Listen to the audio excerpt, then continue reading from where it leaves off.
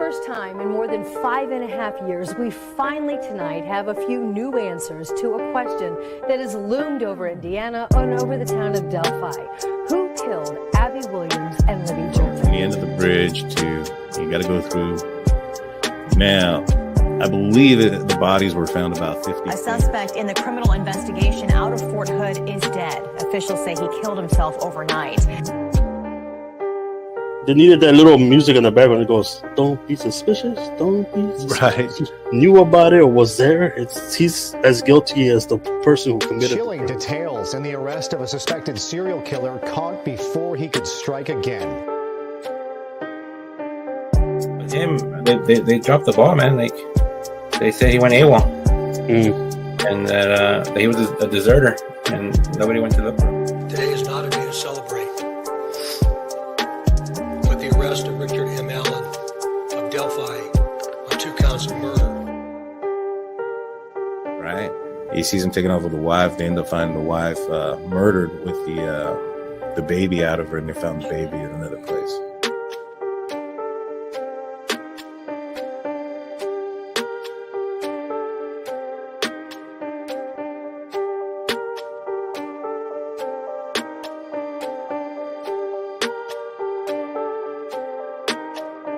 Hey, greetings from the year 3000. It still sucks.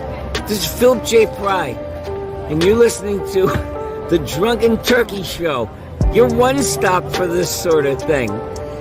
Hit that button, like and subscribe. You know what to do, just like every other podcast. What is up, everybody? Welcome back to the Drunk Turkey Show. I'm your host, Daniel J. Alongside with me is Big Blue. Jaime is out on assignment. He'll be coming in here in a little bit.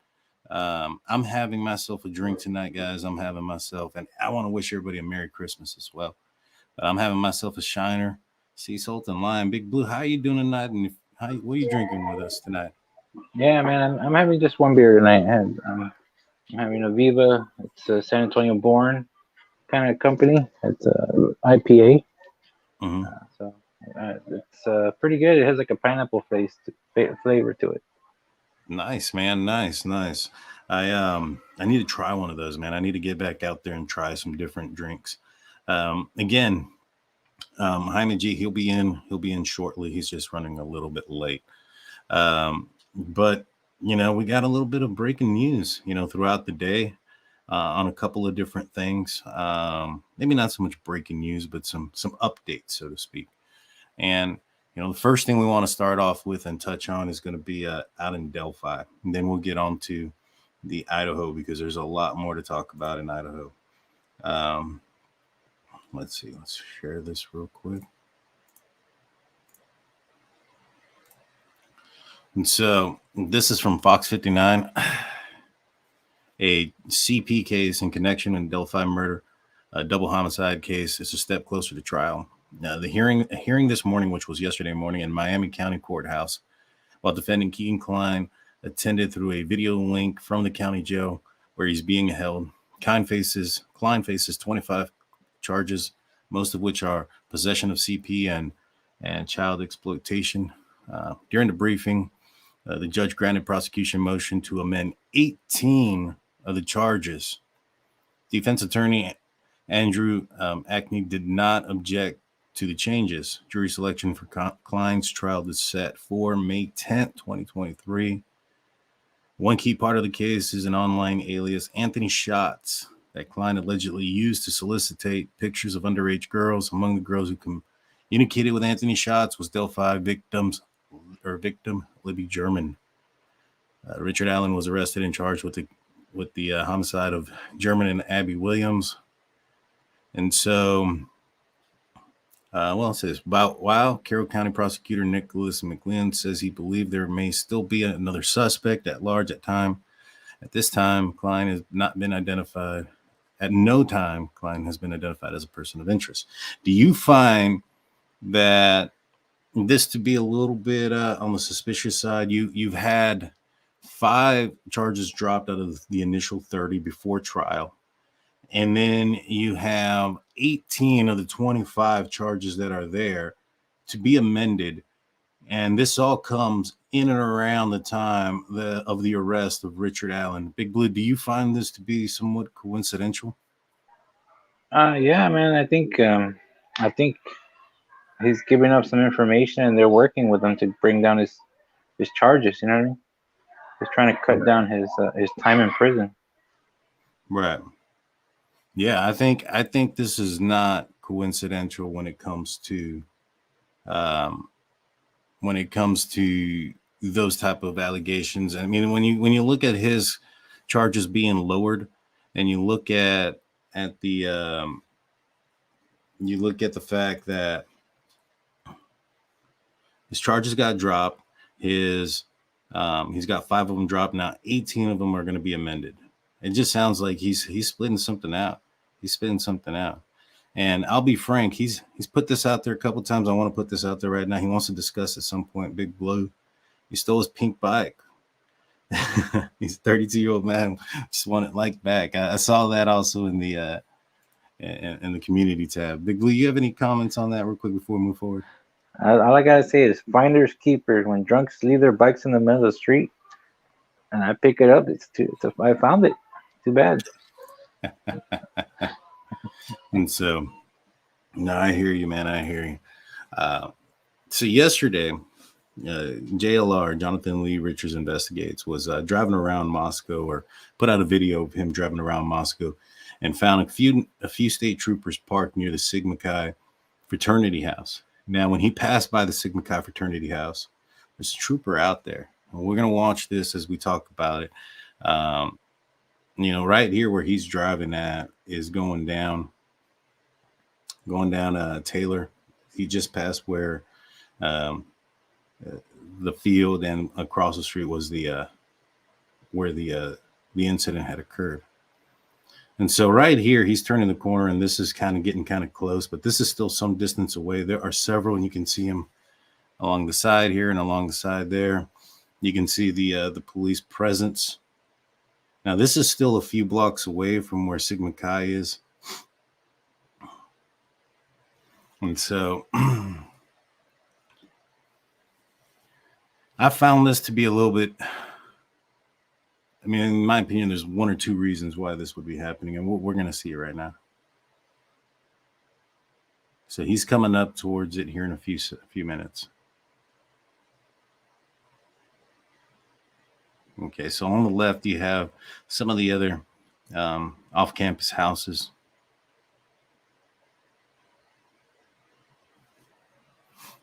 So he's looking off to the left here. Let me rewind that just a tad bit. This is where the apartment complex crosses near where the victim's house was at. The victim's house is going to be back here. All right. This is the neighbor's house. Here is Sigma Chi. And across the street, right here, literally across the street, is a police unit. Somebody's inside it. There's Sigma Chi. It is across the street. It is not down a few blocks. It's not anywhere. None of those things. It is across the street. Now, there's a couple of reasons that this vehicle could be there. One, there could be a complaint or a something ongoing at the house currently, right? Where they required police assistance. That's one thing.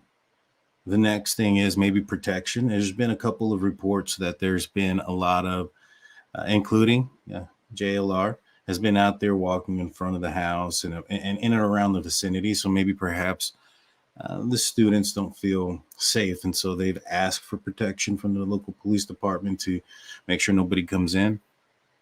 Or perhaps, maybe, they don't want somebody to leave, or if they do, they want to make sure they know where they're going.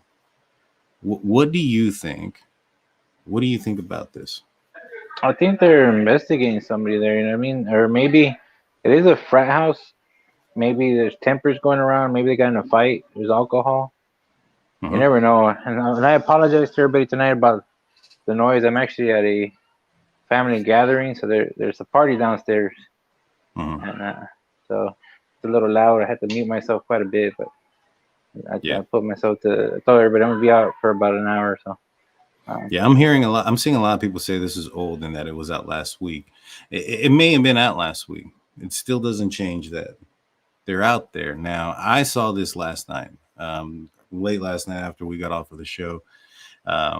Jonathan Lee is back home. He's had a couple of videos posted out, and you can tell he's back in Florida, I believe, is where he's at. And so I know that this didn't happen last night. It probably maybe the night or two before, but he put this out there. My question is, why are they out there? You know what I mean? And so I found it to be interesting. And, I don't see any connection as far as outside of the police department is looking for some missing time that happened there. I know there's a lot of 4chan rumors, and there's a lot of rumors about somebody named Loach or something of that nature. I haven't seen anything concrete with the police department that have come out there. But since there are some rumors, I did find some tape, and I wanted to show you guys this. So that way we can look at, this is actually a tour of inside the Sigma Chi house there. And so I'll play it. And when it gets to the, I guess the bedrooms and how the layout of the inside is, we'll pause it. And so, let's see. And so this is a video just kind of introducing and showing people around in the inside of the building there.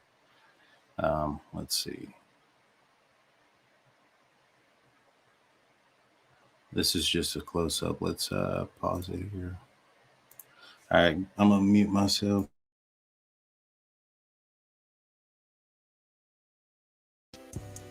So this is a 6-man for incoming freshmen. It comes with a living room, kitchen. We have 2 rooms. They each fit 3 people in them. And then a bathroom with dual vanity. So this is a standard 6-man kitchen. It comes with full appliances. You got a working oven, working fridge. So we don't have our own house chef, but with that, we do have the cheapest house bill on campus, which is going to be $2,800 a semester.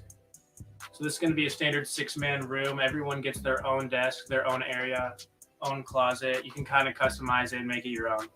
So each room has its own loft with 3 beds. It can fit a full and even a queen.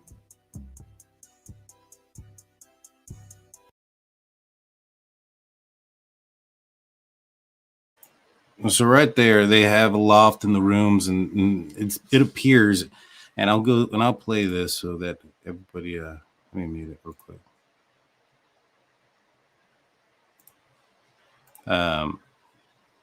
It appears that everybody has, like, they're sharing a room. So if somebody left that night, all right, somebody left out of that building in the middle of the night, 3:45, 3 o'clock in the morning. In my opinion, when they're coming back or whatnot, somebody's going to notice them. What do you think, Big Blue? Yeah, I mean it's a pretty open layout. I mean, I would say they would notice somebody coming in and out because everybody's sleeping on top of each other. Mm-hmm.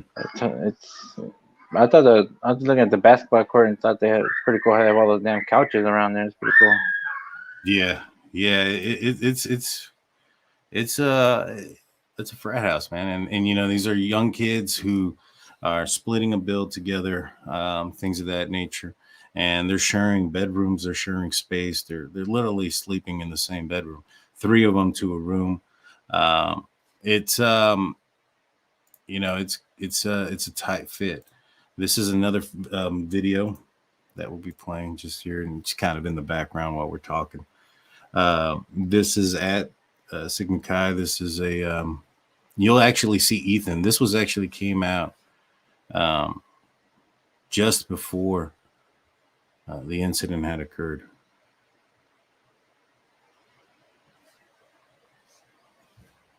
Yeah, that is true. I mean, it's a lot of guys in one room.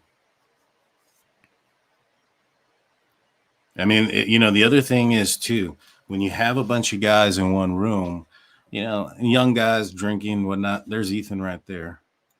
You can let's rewind that. And so, Merry Christmas to everybody here. Thank you so much. We appreciate it. Merry Christmas, everybody. And so when you have a stinky finger, when you have a situation like that, testosterone's going to go in there. You're going to have boys will be boys. They're going to get upset. They're going to fight. They're going to be disgruntled with each other. Do you think that that's enough, to go in there and commit, 4 crimes like in this manner to this severity? It's crazy, man. It's crazy. The thing is, like, if it would happen and he would have came back, you would have seen the blood all over him. You know what I mean? Like, if he lived in that house. And but the problem is, like, frat houses, the fraternity houses, it's a brotherhood. They don't tell on each other. They stick behind each other's back. So they would hide his secrets for him. This may not be anything. Right. This may not be anything, but this gentleman here, I believe it was a Truth and Transparency, put out a video just before we went live about it was a body cam footage, right? And they were actually at the off-campus house where we suspect that Adam and maybe Jack at one point had lived. And the police go there for a noise complaint. This guy, I can't remember what he said his name was. This is a guy that was on that body cam footage. He lives at that house. That's the house that the guy shotgunning the beer on the Instagram video. He lives at that house. I recognize him. He was in that tape. He lives in that house. I recognize him. Go check out Truth and Transparency. They're doing some good stuff out there. And so, like, this is a party house. I mean, this is probably at night. There's a festival thing. Well, I mean, they're recording it, so it's not too crazy. This is probably the pre-party. And, well, in fact, they actually get a little crazy towards the end. But this is kind of what you see inside there. Is it possible that, you have a big, large group of people like this? You have young men and women mixed together, men that are trying to impress, ladies and things of that nature. What's going on, Jaime G? Welcome to the show. Hey, what's going on, man? Sorry, some stuff came up with my son, so you know how it is. For sure, man. For sure, yeah. I had a similar situation last night with my, having to pick up my little girl. So yeah. So have you been watching in or listening in? As much as I could. I was driving out here. Yeah, thank you. And I want to say thank you to all 1,100 folks in the live chat. And it wasn't Elliot, Daliana. She puts on here Elliot. It was the other guy that was next to Elliot. Can't remember his name, but that was Elliot Lunged or something like that. But yeah, so basically, JLR was driving around town, sometime in the last few days or whatever, right?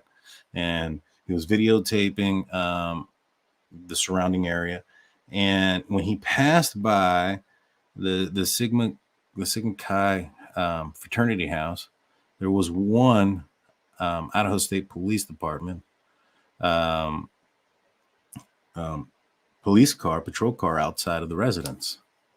Now, we had a couple of thoughts as to why they would be there. In my opinion, you have basically 3. One is that something had occurred that time where they needed the police to come in. Another one was another option possibly would be, Queen of the People. Thank you. Coming in clutch, the $5 super sticker. Thank you so much. We appreciate that. Merry Christmas to you. We appreciate anybody that donates tonight. Thank you, everybody. Thank you. Thank you. Thank you. Merry Christmas, everybody. Yes. And so it was either an incident that was occurring that night, an incident, maybe perhaps, there was some reporters that around. JLR was standing in front of the house several times recording himself. Maybe maybe the students inside or the young adults inside didn't feel comfortable with somebody recording around the house, so they asked for a police presence, or maybe they're trying to keep an eye on somebody. You know, what would you think? What do you think is a reason why they would be out there, Jaime? I think they're just scoping out the place. You know, maybe they have a suspect in mind, or several. You never know. Right. No, for sure. And you know, like I said, it's a bunch of young guys. They're in tight quarters. You know, you and I both went to the military. You and I were both in the Army. Yeah. When you're in tight quarters like that, you're gonna see things are gonna go wrong. You know, boys will be boys. They're gonna get mad. They're gonna get upset. Yeah. Do you think that it's possible that that night, you know, the police are looking for a missing time frame for Ethan and Xana at the party? They've been asking about that. There's police presence, at least one officer that's out there. Does this kind of put any weight on anything? And thank you so much, Stacy. We appreciate this $5 super chat. Thank you so much. Have a blessed Merry Christmas. So what do you think, Jaime? I think if there's a time frame that's not accounted for, especially from two of the victims, that's a real big piece to for the puzzle. You know what I mean? Like to make it more make sense. Anything could happen between that time. Yeah, and it's crazy, man. There's so many avenues, and I know a lot of folks are saying, you know, and pointing in the direction of Jack, and I also am suspicious of Jack. I'll be honest. You know, you got to look that direction when you have a situation like this, and in fact, I'll put this out there. I was listening to a couple of shows earlier today, and some older. Let me phrase this. I was listening to some older news broadcasts of when the family was talking about Jack and defending him. And I noticed two things. The first thing that I noticed was that the family had said that they were on a breakup and that it was Kaylee's choice, right? Yeah. She was being a brat. She wanted, you know, that was were her words. She was being a brat and she wanted some time. And they felt that they were going to get back together. In a second interview, they talk about how they're going up the wrong avenue with Jack, and yet they say that the text messages and the phone calls that they had seen him because of the fact that the phone bill was still in one of their names, I guess in one of the parents' names. So they were able to go pull all the messages and pull everything that came out, right? And they said that a couple of the last text messages were, you know, asking for Jack to come over and letting him know that they share a dog together, things of that nature. So it's like, we share a dog together, please talk to me, come over, things of that nature. Now, those sound different, you know, and the reason I say that is typically the person who gets broken up with is the person asking, you know, referring that, come over, we share a dog together, we need to make this work. Yeah. You know, not the person that gets broken up with. Do you find that at all weird or odd? Well, somewhat. I mean, but everybody has their own situations when it comes down to a breakup in the relationship. You know, especially that they were going on 5 years. Yeah, it's all. Some people cope differently too. So there's that.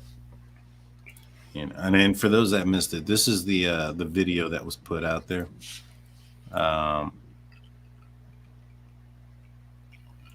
There's Sigma Chi Fraternity House, and across the street is the Idaho State Police Department.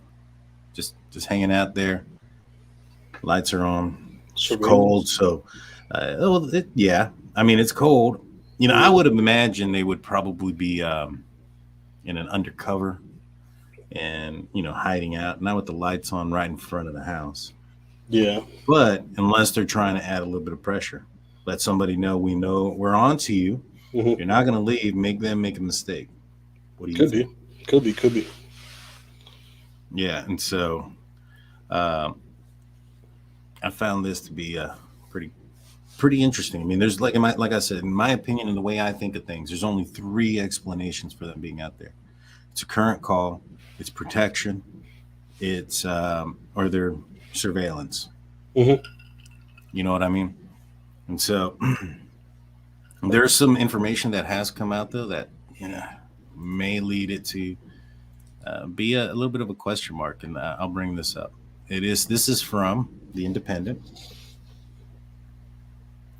and this is an update from the police chief. This was I guess 11 hours ago. It says nearly 6 weeks since the incident with the 4 University of Idaho students, police are still refusing to say how much they know about the whereabouts of the suspect.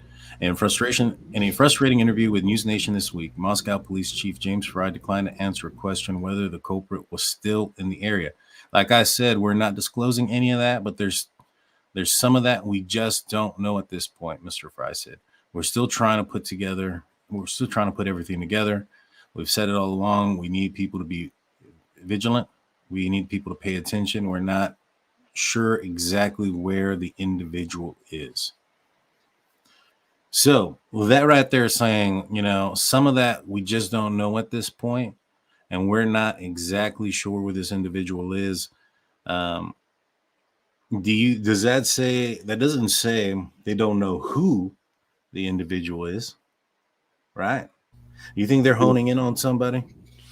I believe so, man. I believe so. And I really hope so, because, it's been a month, and, hopefully it doesn't go farther into the next year, because, the more they take time on it, the more they're going to, have the family on them. You know what I mean?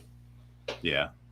Yeah. No, you're absolutely right. The family wants justice, and, without do right, they deserve it. Yeah, man. I hope they find somebody soon and not turn into a cold case. Yeah. Yeah. I mean, the thing is, how long this case goes, the longer it goes, the more difficult it is going to be to solve.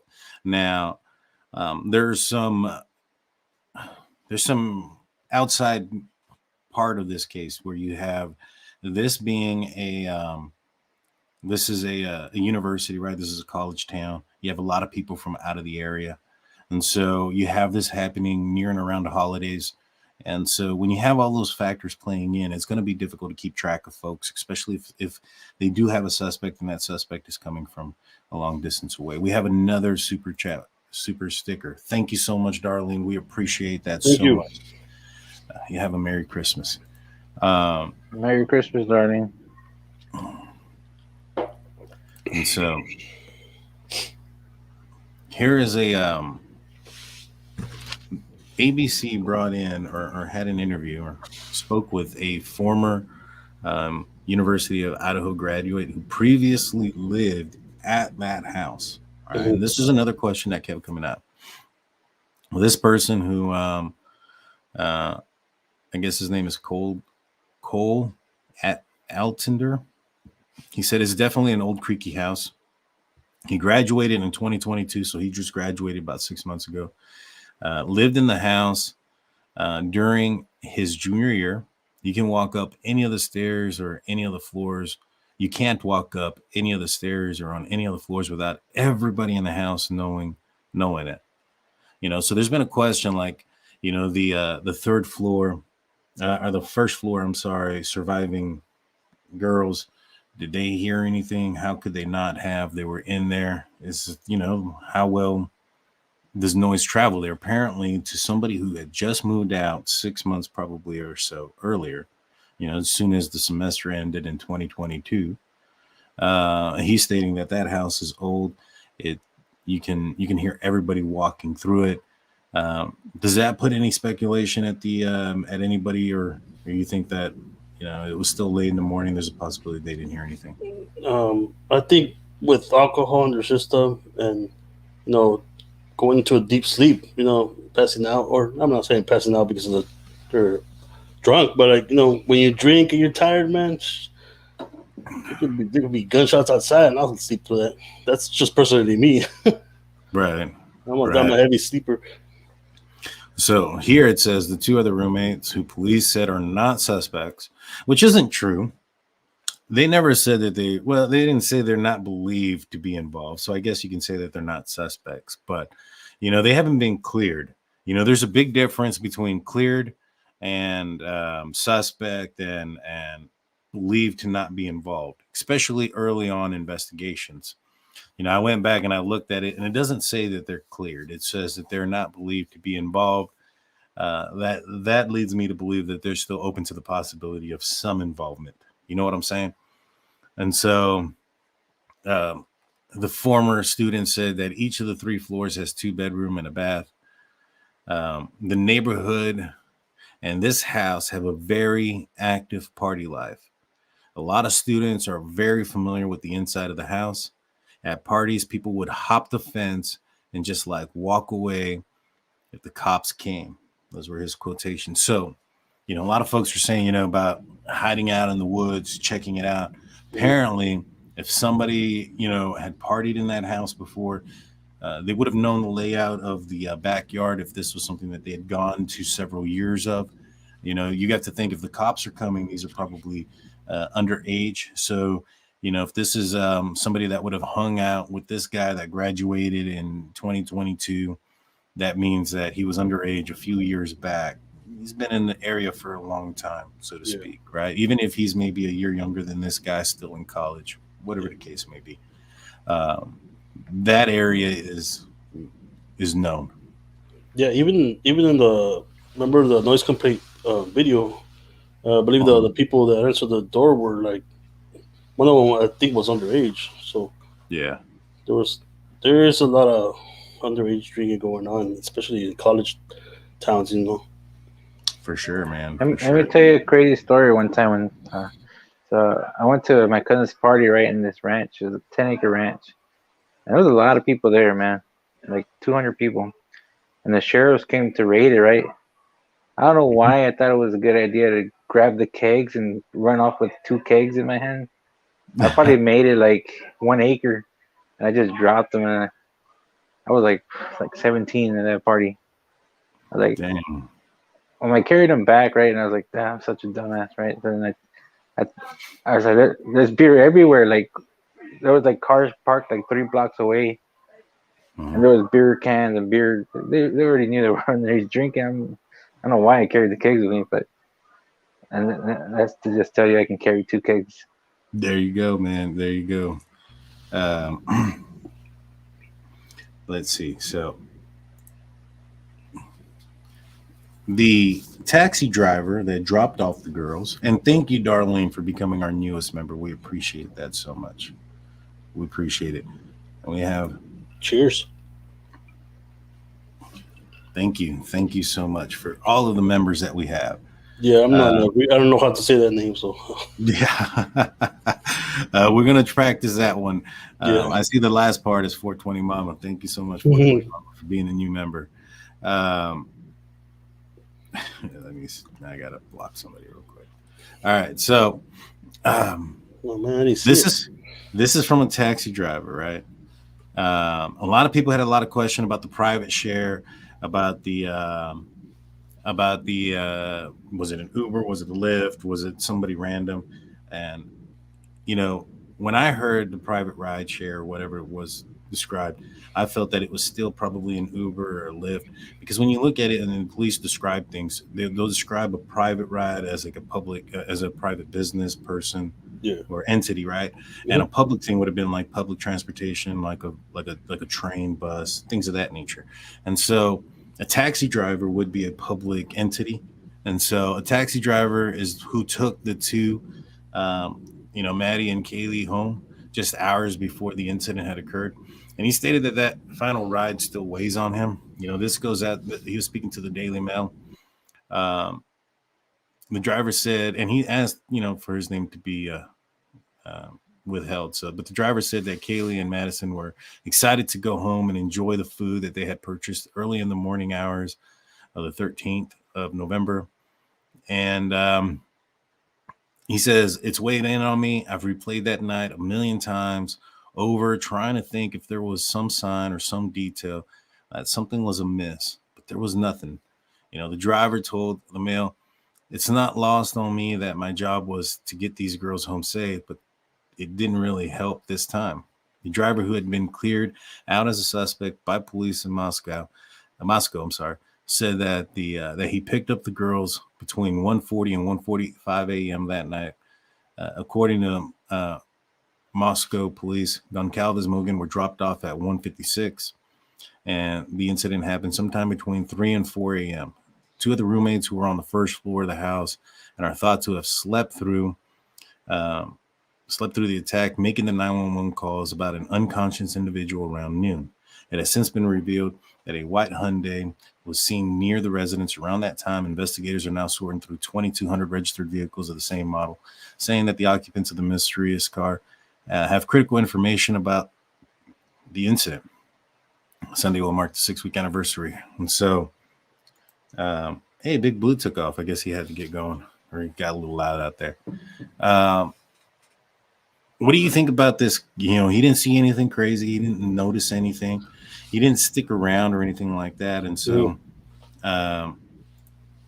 you know, what do you think? And thank you so much, TF. We appreciate that. We appreciate it. And thank you for being a member. We appreciate that. I think if the police or the law enforcement cleared him already, then he has like proof that he was where he was supposed to be at. Right. But I also heard that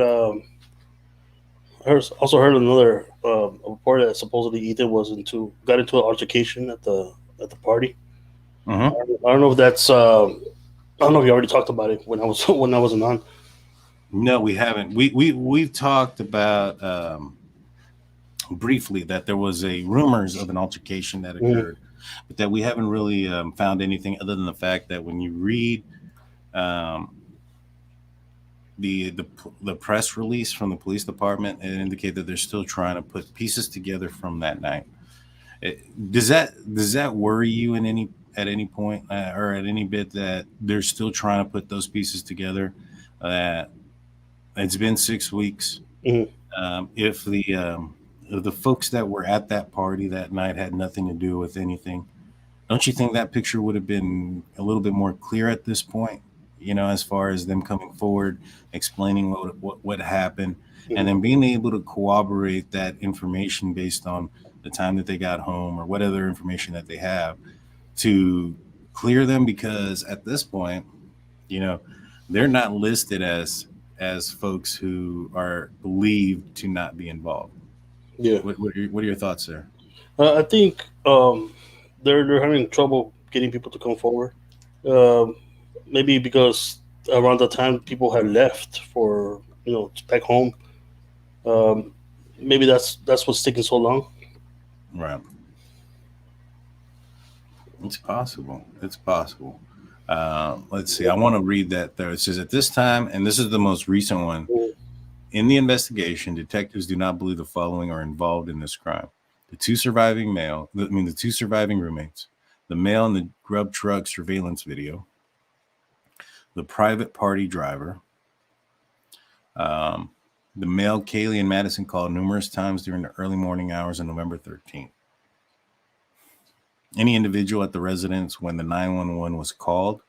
So that includes whoever called 911, which this kind of bothers me. If the folks who called the 911 had nothing to do with this, right, and they're not believed to be involved in this crime, why haven't the police released the 911 tape? That's not something that's usually kept secret. Do you have any thoughts on that? Yeah, they don't need. They don't need. Have they released the name of the person who called? They haven't. And not doubt they're going to release the 911 call anytime soon. Right, but if in other cases, that's like one of the first things they release, the 911 call. Yeah, that's exactly right. Now, here, there's no mention of anybody that's from Sigma Chi is not believed to, not be in this list of folks. Adam is not on here. And the weird thing about Adam, though, is, and it says here, rumor control, another video believed to have been taken on the night of the incident at a local downtown business is known to investigators. Investigators have identified an individual called Adam in the video, and he is cooperating with detectives. Now, the word cooperating is huge for me. That means that he is currently talking with them. They had this video, according to Steve Goncalves, since the second night afterwards. Now, that tells me one of two things: that they didn't know who Adam was, but apparently the family did, and they asked him, and they vetted him, and they don't believe him to be involved, and just believe him to be the, the bartender, which I found interesting as well. You know, do you think that maybe perhaps the police are telling Steve and the family not to say anything, and you know, not to do any of those things, but yet he throws out little bits of information like the bartender. So it didn't take much for people to put two and two together once we heard, you know, Adam, and he's a bartender at the corner club. It was pretty quickly, you know, identifiable who it was. You think that was something that maybe perhaps Adam wasn't being cooperative until, you know, internet sleuths and crime solvers started putting things together and pointing, you know, asking, you know, what does he know? And maybe at that point he came forward. Yeah, it sure looks like it. Do you think he wasn't cooperating before? I think it's not that he wasn't cooperating, but maybe he wasn't coming forward with information. And then when they finally figured out who he was, it was 2 days later.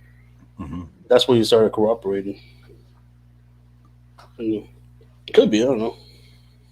Yeah, because to me, cooperating means now, currently. Yeah. You know, if this was a situation that was cleared, figured out, I think the word would have been cooperated and is not involved. Yeah, you know because what I'm saying? they haven't ruled him out, so I think it's gonna be they might looking for testimony from him. Yeah, it's definitely it's insane, man. I try to put in. All right, I'm gonna try to do this again. I just want to put out there, I'm sorry about the shakiness. I have to hold the phone in front of me. I don't have no gear here, man. So I'm going freestyle, not even a selfie stick. So my hand's getting a little tired. No, we hear you, man. We hear.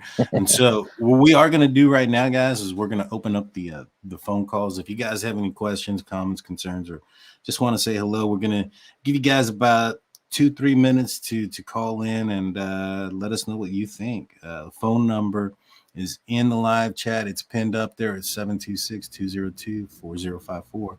We'll probably be doing this for about 30-45 minutes, just taking your calls and listening in. But in the meantime, in between time, we're going to be talking about, you know, this situation here in this case. Another thing, Jaime, that we had spoken about before you got on here was Kegan Kline. It was in the news here recently, and this is in reference to the Delphi case. Yeah. Apparently, and I'll read some of it again, not the whole thing, just kind of the touch on certain parts. He was in Miami County Courthouse virtually yesterday.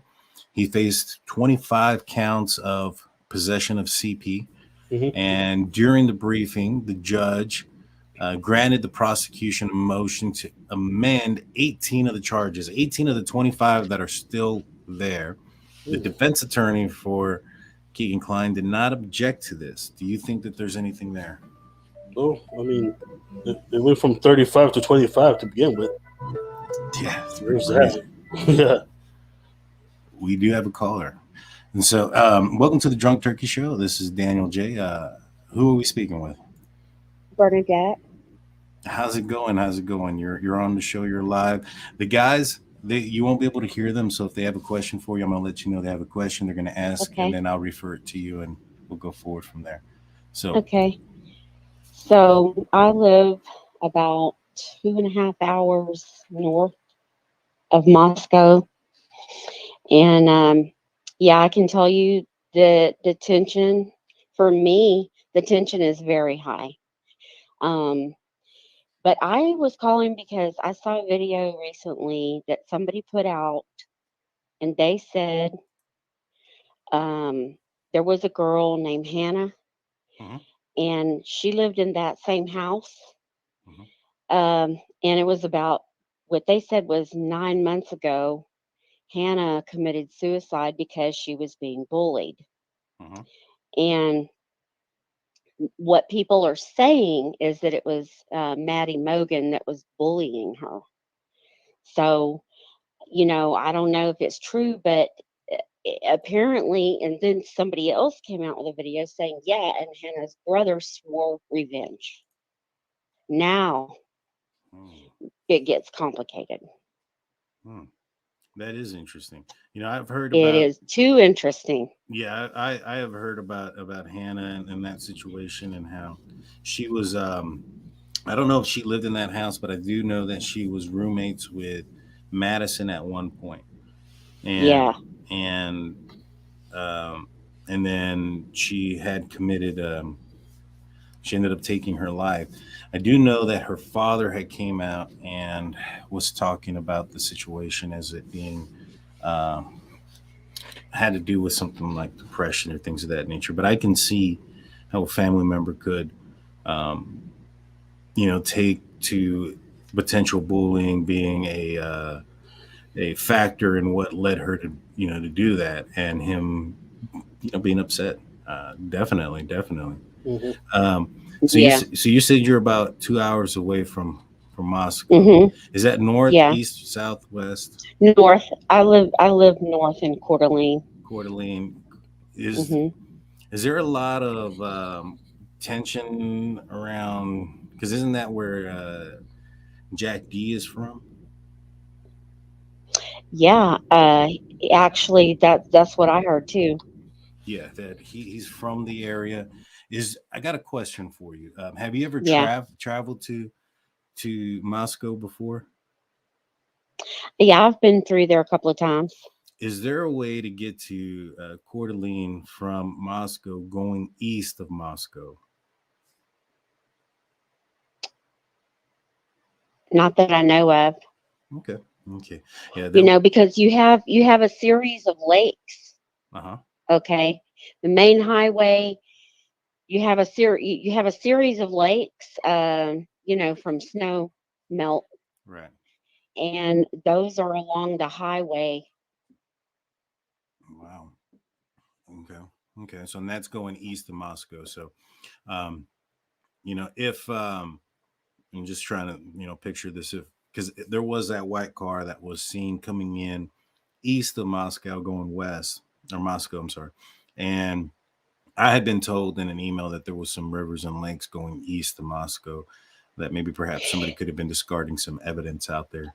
Well, you could literally say that about just any location in the state. I think I've only been here a year, but Yeah. I figured that much out.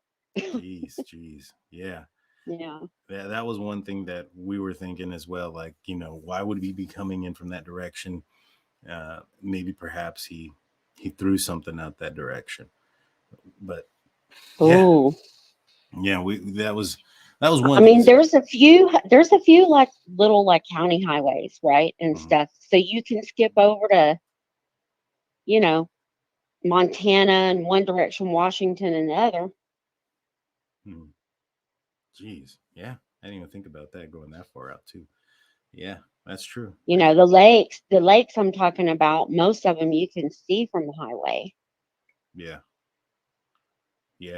If you could, yeah. I mean, man, and that's one thing that a lot of folks had been inquiring or thinking about, is that weapon is probably at the bottom of a river or a lake somewhere, and right now it's going to be a while probably before they're going to be able to uncover that, given the weather that's going on right now.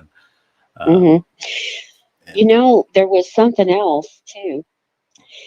The father was talking about the wounds, okay, that they had injured laterally. And I look at a lot of antiques online. I love antiques. And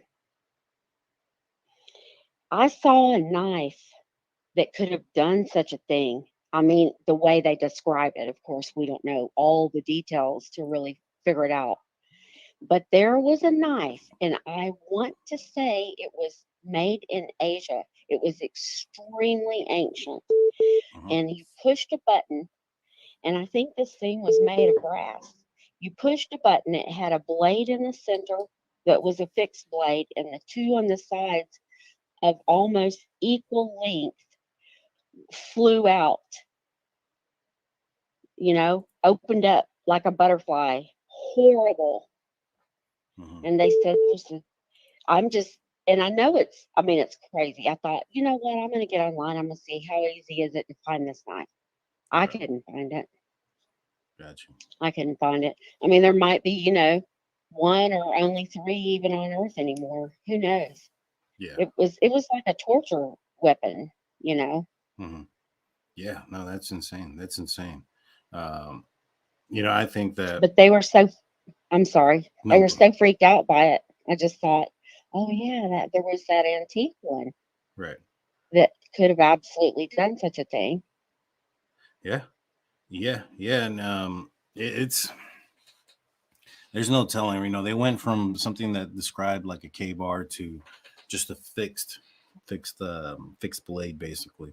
And so it is definitely a mystery, but at the end of the day, I think it's going to be something that's durable, something that's tough. It went through, it had four people, unfortunately. And so, it's got to be durable. I know, that's just unbelievable.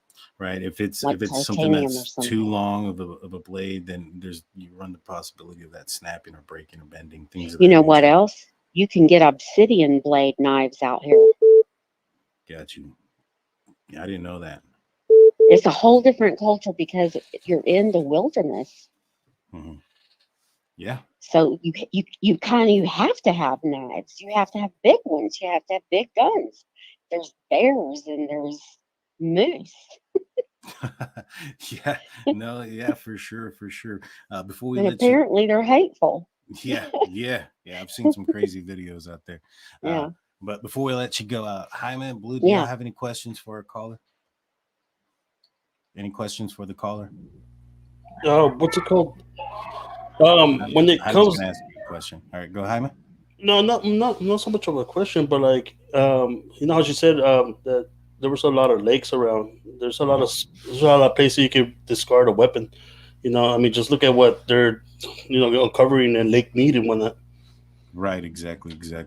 And Jaime was just, I know you couldn't hear him, was just kind of saying that, as the water kind of dissipates and stuff, you'll get what's being uncovered in Lake Mead. Right now it's insane because right now is when the snow's building up, those rivers are building up, and it's really, and then it's under snow now and ice, and so it's going to be it'll be difficult if somebody did put something out there. But we appreciate the call. What was your name again? Bernadette, thank you so much for calling in. We appreciate it. Thank you for tuning in. I appreciate your show. Thank you so much. You have a great night. Merry Christmas. Bye. Thank you. Bye-bye. Merry Christmas. Great caller. I know we had a couple of phone calls coming in. The phone calls are open. Here comes the first one. Let's see. Welcome to the Drunk Turkey Show. You're live on air. This is Daniel J. Who are we speaking with? This is Brandon Ray. How's it going, Mr. Ray? Good. How are you? Doing good. Just having a good conversation. What are your thoughts and theory on the case? Well, me and my fiance have been watching it pretty closely here, just especially in the last few weeks. And I got to say that your show is one of the shows that I am tuned into for the most part. And I think you guys have a better handle on what's going on than some of the others. Thank you. Yeah, no problem. But two of the big questions that I'm concerned with, and I haven't watched enough of your material yet. I was just curious if you guys have covered anything about the recent pictures of Anon possibly being at the food truck. Yeah, we looked into that. We took a pretty extensive deep dive into that, and we don't think that's him at the food truck. We enhanced that video and we looked at it at another angle, and the guy looks a little too young to be him. Okay. Yeah. And then go ahead. Plus, my second question was recently I've been trying to also figure out who the ski mask guy was. And then I saw a video that seems to match him up, especially with the mark on his lips with Dylan's boyfriend. I saw that too. The it's just kind of difficult to see, but I will say this: there is a and this guy is completely unrelated, but there's I want to say he's a musician out of Boise, Idaho, so he's kind of in the area, but kind of not really. He's a little bit further down. Right. I want to say something Ray the Butterfly or something like that. He has like a butterfly insignia on his Instagram, and he had posted some videos and pictures of him in similar poses, and people were kind of coming after him as being the guy. And I think somebody may have taken those pictures and of him in Idaho and Boise and say that he was out there in that direction. But I could be wrong. I did hear that it was also taken off of Snapchat, somebody in the area, and it was a couple of days leading up to the incident. But yeah, no, that's pretty crazy that somebody would be going around taking a picture of themselves with that on. Right. And it sounds like he was trying to dispute the fact that it was him because he's got a Snapchat picture of himself that's stamped in Boise at close to 3 a.m, just about 10-15 minutes before 3 a.m. Right. And I was curious because, I mean, stuff like that can also be photoshopped, you know, but just because he threw that out there doesn't mean it's authentic. And then for two, why is this guy always taking pictures of himself around 3 o'clock in the morning? That's true. And Blue has a question. Let's hear what Blue says. Go ahead, Big Blue. No, I wanted to answer that. If he's a musician and he plays bars, that's the time he gets off stage. You know what I mean? That's the time he gets putting up his gear. And that's the time he gets home. So yeah, Big Blue said that if he's a musician that folks are taking pictures from and putting it out as him, then that would be around the time he gets home or off of the bars if he's working bars. I'm gonna try to find this guy. I know I had seen it somewhere. That way we can kind of take a look at it. That we can show who that gentleman was. I just can't. Well, the other thing that I was curious about is there's 2 pictures of the guy with the ski mask. Mm-hmm. And one of the pictures you can see behind him, there's clearly some wood work going on above him, kind of like the underside of a deck. Okay. And I was curious with the background in that picture lined up with the 3rd floor deck, the underside of the 3rd floor deck of the actual crime scene. You can kind of see part of that in the picture where all the roommates are together, but you can't quite see it from the same angle as it would be from like a selfie kind of facing upwards, if you know what I mean. Right. Let me see. I'm gonna see if I can find this. I think the picture he's talking about, it's not the house. Remember, we debunked it because there's no stairs. But both of them, it appears to me that the wood underneath the deck that is above him and that's above the girls in the group picture is unpainted. That's true. So yeah, Big Blue also brought up a point because we did look at it, and I think there's some stairs back there that look like it's going up also, and that doesn't look like the address. But I'm going to try to find that person real quick, see if I can find that image so we can look at it.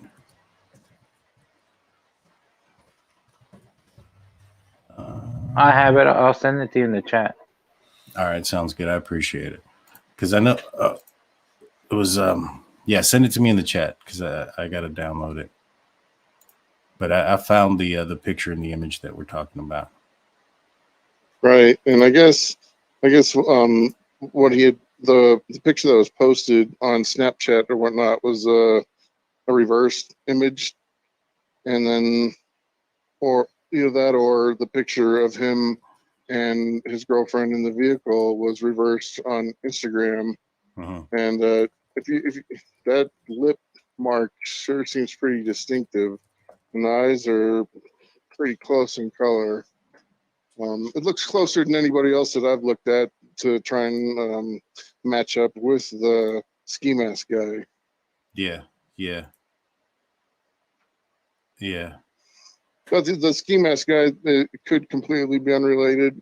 But the grains of the wood and everything in the background behind him, that's something that could actually be matched up. Yeah, And no, you're absolutely right.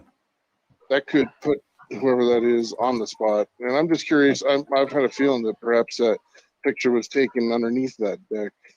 The photo, I sent the photo already. Floor. It's in there.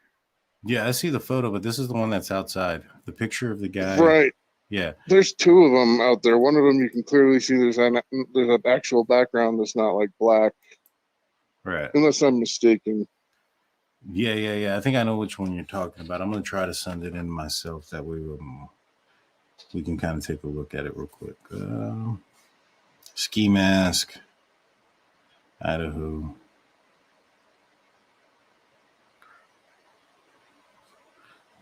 Images. I know I got it somewhere right here.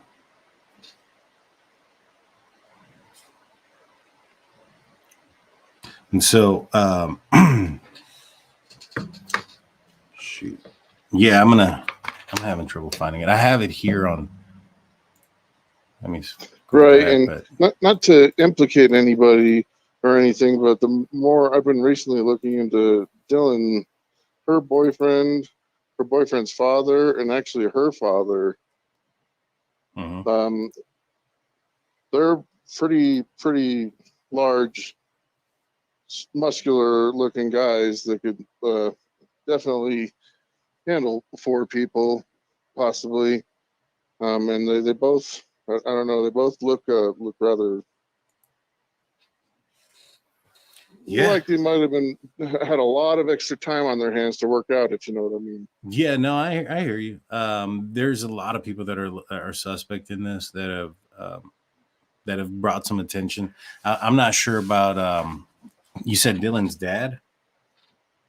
Yeah, his dad. I mean, not to make judgments or anything, but he looks like he's spent a lot of time inside working out without saying anything. You know, kind of being around the bush, if you know what I'm saying. Got you. No, I know exactly what you're saying. Yeah. And then I saw some posts from Dylan's father himself, and it was something on the same note of I'm not going to let anybody take you away from me again.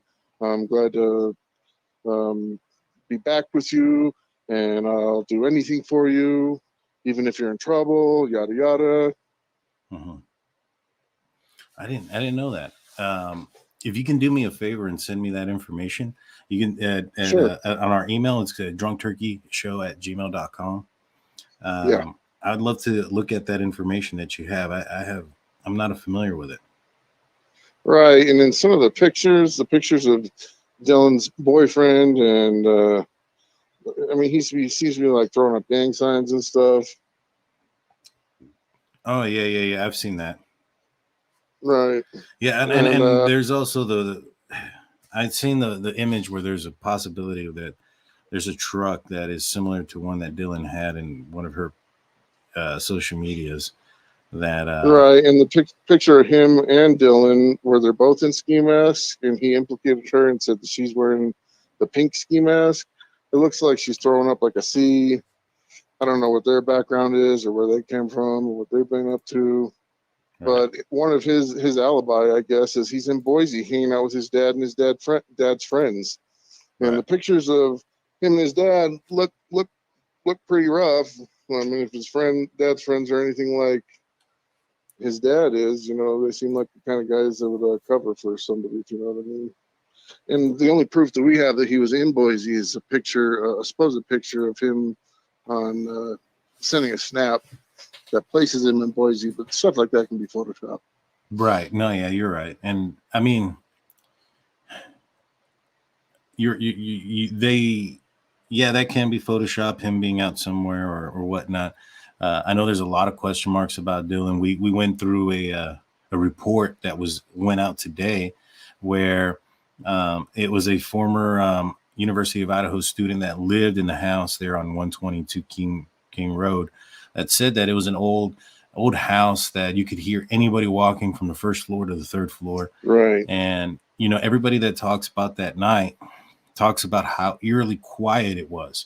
You know, you had Enon say that. You had another neighbor from nearby also say, Yeah, that they were playing they were playing computer games. I assume it was Minesweeper, but they were playing computer games, things of that nature, and that it was eerily quiet. That she even took off her headphones to enjoy the peace. And so, if you have something that quiet in that house, where it's, according to this guy, you can hear a creak, somebody take a step in the third floor from the bottom floor. It does bring a little bit of suspicion that direction.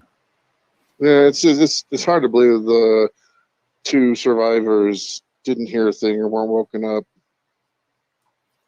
Yeah, 100%, 100%. And so, but yeah, this guy here, this is another person that, did he start making these posts before this incident? Is this a guy that's just trying to drive attention to himself or put something out there to, be an attention seeker? It's possible. It's possible. Before I let you go, I'm going to ask the guys, do you guys have any questions for the caller, Jaime or Big Blue? Not really much of a question, but like when it comes down to ski mask guy, right? Like I believe it's like a little bit like what Inan was doing. Yeah, Inan Harsh is doing. Yeah, kind of like a clout maybe. Right. Yeah, Jaime is also kind of skeptical about the guy putting out his picture out there in a ski mask. Could be something similar to Inan Harsh, but we appreciate you calling in, man. Thank you so much. Yeah, no problem. And I'm gonna leave you with one more thought. Yes, sir. Dylan's boyfriend also posted some messages stating that he's never even been in Moscow before, and so it's like, were they having a long distance relationship? Did he have any pictures putting him in Moscow? If so, he's not being very truthful. Right. Yeah, that could be a situation. I mean, it also depends. Yeah, I mean, that is odd if they were having a relationship and he, at no point up until that part. It depends on how long Dylan has also been in Moscow as well. If that was her first semester there at the university or first time out there, she may have just moved there in September. This was in November, so that's about 2 months. Maybe he hadn't gone out there yet. So there's that possibility. But yeah. The Dylan doesn't make it, she does make it look a little bit suspicious in certain aspects. The police, and this is one of the things that I found curious is like you have people that lived in the house. Now I understand that they may seem distraught. They may have whatever the case may be, but they were in the house during the time of the incident. They were there when the, police arrived and were called. Their alibi is that they slept through it. I don't see how you can necessarily clear somebody based off of that. Maybe you can, I don't know either. You know what I'm saying? You can kind of say like, all right, I don't even think you can put it out there that you suspect them to not be involved at that point. I think you have to say, when somebody that's there is like, everybody, it's a possibility for everybody. The whole thing's so strange that they're telling the public that they've cleared all these people. I mean, it has to be a lie. I don't know why they're feeding everybody so much BS. I think if they shared a little bit more and were a little bit more truthful, it would help everybody. In my personal opinion is that, guys like you and everybody's just trying to help, I feel like. And I think if they tossed a few more bones out there, of course kept the high level stuff to themselves, I think everybody else trying to figure it out too is a benefit to the police. So keep on doing what you guys are doing, and it's great content, and I think you're doing a good job. I appreciate that. Thank you so much. Thank you for calling in, and you have yourself a Merry Christmas, sir. You too. All right, bye. Bye-bye. Great caller. Yes, sir. Thank you. It's a little bit different than what we've looked into. We really haven't broken down too much of Dylan's history or whatnot, just solely because of the fact that the police kind of said that they didn't believe that she was involved, and we've kind of stayed away from that. But they've also said that they don't believe Jack is involved, and we've looked at him, so maybe that's something that we're going to look into a little bit closer. And so the lines are back open. If anybody wants to give a call in, I just want to say that I have to go, guys, because my phone's like at 10% battery and it's dying, man. I gotta go find the plug somewhere to plug it in. All right, Blue. But thank you, guys, man. Thank you, everybody, for the super chats, the super stickers, and I want to tell everybody have a good Christmas. I will talk to everybody after Christmas. Sounds good, Blue. Thank you so much for joining the show, and we'll see you in the live chat. Yes, I believe we have Stacy on the line. Stacy, how you doing? Welcome to the show. Hi, how are you guys doing? Love your guys' show. Good. Awesome. We're doing great. We're doing great. We're just having a great conversation with folks. Yes, definitely. Well, hey, boy, I don't really even know what to say when it comes down to it because it seems like there's so many open avenues on this one. Oh, yeah. But I wanted to dovetail just a quick observation that I made onto what the gentleman before said about Dylan's boyfriend. Now, call me kooky, but I was watching that video from the cops when they were at Kings Road September 1st, I think it was, for a party. And the two boys that they came to the front door and talked to the cops. Right. I'm really wondering who the kid on the right is. And when he turns and you get a profile of him, I kind of thought he looked like Dylan's boyfriend too. Interesting. Yeah, so that's really all I had to say, man. Now, just a horrible case. Is that the taller gentleman? There was two of them that opened the door. Was it the taller one? I don't remember if he was taller because I was trying to catch his profile and watch him as he was talking because I had seen a couple videos of him. But it could be nothing, everybody's, just a horrible case. But yeah, we're definitely going to have to look into Dylan and her boyfriend and see if there's a match there as far as that guy being in Moscow. Yeah, right. There was another incident that had occurred at the house, loud noise complaint earlier prior to that September incident in August. And Truth and Transparency, they came out with it just prior to the show coming on. And it appears that the taller gentleman, because they go to that first house where the guy is shotgunning a beer on the roof, and then from there they go to Kaylee's house. When they go to Kaylee's house, they're also having a loud noise conversation or noise call as well. And so they go to the backyard because nobody's answering the front door. And at the backyard, a taller gentleman answers the door, looks very familiar, looks exactly very similar to the guy that answers the door and talks to the police in that incident. Yeah, there's something familiar about that kid. I don't know why. It could be nothing, but just thought maybe it's worth watching again for anybody who's, looking at that potential avenue. For sure. Yeah. Well, you guys take it easy. I really hope y'all have a really good Christmas and really love your show. Thanks so much. Thank you so much. And thank you for calling. We appreciate you. Okay, thank you. Merry Christmas. Bye-bye. Yeah, bye. You too. Good call. Thank you so much, Stacy. So what's it called? I had a question for you, Danny. What do you think that maybe Kaylee and Medicine, right? What about if they took some drinks that were spiked, and went home and the guy waited for them for a while until the take effect? Someone from the bar followed them home.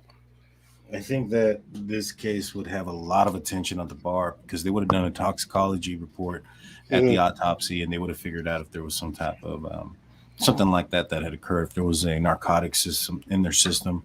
Remember,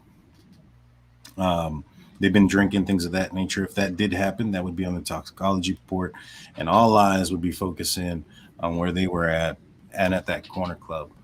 100%. Somebody's accusing you, bro. I'm not gonna say it's Jaime. That's not my name. So oh, someone else. Hey man, I got dyslexia sometimes, bro. You can't judge me when I read the I and the M backwards. Let's see. People are asking us questions. There's a lot of comments coming in, guys. We can try to get through as many comments and questions as we can. If you definitely have a question that you want to be asked, we'll definitely ask any of them that come in with the super chat because those are brought up to our attention. Yeah. But we can kind of go through this as well. I saw a comment earlier that said that the ski mask dude. Yeah. That the roof looked like the one in Enan Harsh interview. But that looks like a house, right? It definitely does. Ski mask. And it looks like an up-to-date house, man. It looks like it's been refurbished. That looks like nice wood on the roof. And Enan Harsh didn't look that way. All right, we got a call coming in. Yep. Welcome to the Drunk Turkey Show. You're live on the air. How's it going? I'm Daniel J. Who are we speaking with? Carrie. Hey, Carrie. How are you doing? And hope you're having a Merry Christmas.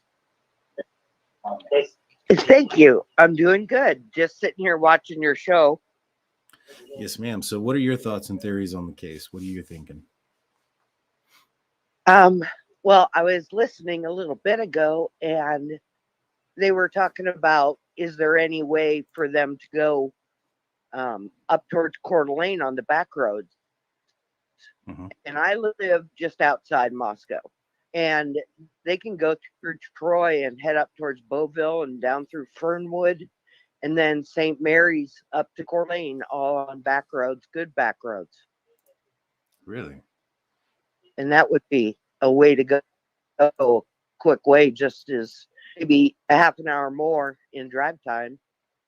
Yeah. Now, I've looked at the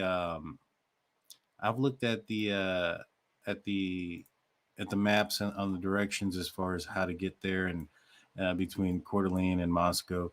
And there was there's a city there. Hold on, let me see. That you would have to go through that looked kind of big. It started with an L. Where was it? L. Maybe I was wrong. Maybe it's not an L. But there was a city. Well, St. Mary. St. Mary's is probably the largest one. If you go straight up 95, Plummer is the largest one.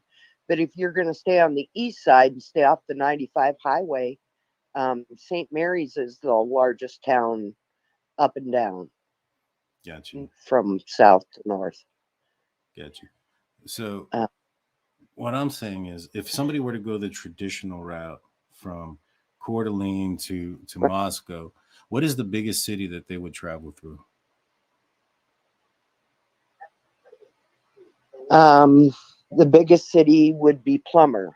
And that's a straight stretch. I mean, it takes me an hour and a half to get to Coeur d'Alene, and I live right off of Highway 95 outside Moscow. Got you. And yeah, do you think there's like perhaps what's the word I'm looking? Oh, you know what? I was looking at coming in south. I was looking at if they were coming in from Boise, and the town I was looking at was Lewiston. Now, if they were coming from Coeur d'Alene, and they're coming in, and that big city's there, is there like a heavy camera presence in that city, like on the main road to get through, as far as like red lights, things of that nature? No lights. There's a caution light to go left to St. Mary's, but there might be a couple cameras. There is always cops, because that's one of the ticket towns. That's the ticket town. Gotcha. But I mean, it's smaller than Moscow. You know, it's just a tiny little town, you know, with maybe 1,500 people at the most. Gotcha. Yeah, I was just trying to figure out why somebody from potentially Coeur d'Alene would travel to Moscow, I'm sorry, and travel in from the east of Moscow, and outside of just taking they could do it. Yeah, there is back roads, and yeah, it's out of the way, but you're not going to take any tiny little road right off the side of 95. You have to go a ways out of the way. Okay. it's like 24 miles to St. Mary's, which is the halfway point, basically, or Plummer is the halfway point. The side road would be St. Mary's, and then Beauville is let me guess, 45 miles from Moscow, and at Beauville you would turn and come towards Moscow. Got you. Yeah, I'm looking at the map right now, trying to put it together and see what the I have it on my phone. But yeah, so this is they were talking last week when they were I follow this a lot because I'm from here and it worries me. But they were talking about the Showalter guy. And somebody had said that they think that he took it to a river, his knife to a river, if it were Showalter, should I say. Right. And if he took it to a river, and all I could think was if he were heading down south, he'd drop it down there at Lewiston, on the Snake or on the Columbia, down there. Right. That's the big river around here. Everything else is creeks, in my opinion. Right. Yeah, because in my opinion, if somebody was coming from the south, right, and I've looked at this before, they'd have to go, if they're coming from Boise, the fastest route is through Lewiston, which does seem to be like a larger city. Maybe not a large city, but a larger one. Right. And that's a lot of hours, boy. Yeah, it sure is. You got to go over past. You got to go over Whitebird. And it takes a long time to get to Boise. Yeah, it's a good drive. It's about 5-6 hours. And my thing is, I was trying to find, and somebody's asking me to ask you about Warshock Reservoir. Where's that at? Dorshak. Yeah. It's north of Lewiston. Okay. Not north. I'm sorry. East of Lewiston. Right here. There it is. Yeah. See it? Yeah, no, I do. I wonder if somebody coming from this direction would be traveling back. See, because my thing is, there's that video out there, right? And it's coming from go up through Kendrick. Yeah, and that's exactly where the police were heading out towards. Yeah. Because my thing is, there's the video, there's the footage from the gas station coming in from the east, going west into town off of I-8 at 3:45. I think the police found that to have a little bit of weight, and the reason being is because they expanded their search in that direction. I don't think they would have expanded that search had they not known that. And so, right. And a quick way to get down to Lewiston on Backroads is going from Troy to Kendrick down the hill to Lewiston. Right. I mean, there's other small roads, but that is a main one. Yeah, you're right. I'm looking at this. A lot of people take that way instead of going down 95 because, nobody wants to take the highway. Right. Yeah, I'll be back right now. All right. And so, yeah, you're absolutely right. Man, I appreciate your call. You give us a good insight as to what the area looks like. Thank you so much. Yeah. Thank you so much. Sure. Do you have enjoy your show. Thanks. Oh, we appreciate it. I want to let y'all know that. Thank you so much. We appreciate that so much. And you have a great night and Merry Christmas. All right. Okay. Bye. I'm gonna actually turn the phone calls off for a second, guys. I'm gonna go through this. I know that Truth and Transparency said at the end of her footage that she doesn't mind the stuff being put out there, so I hope she doesn't. At the end of this, would you guys please just go give them a follow and a like, and let them know that the Drunk Turkey Show sent you guys that way. We'll go through. This is the police footage that she was able to put out there. I want to make sure that I have it on the highest settings of quality. And so I'm going to unmute it.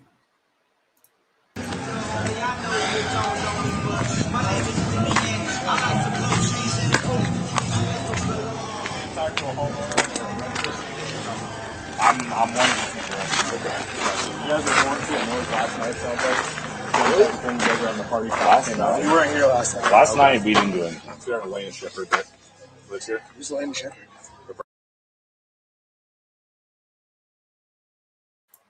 So I actually went to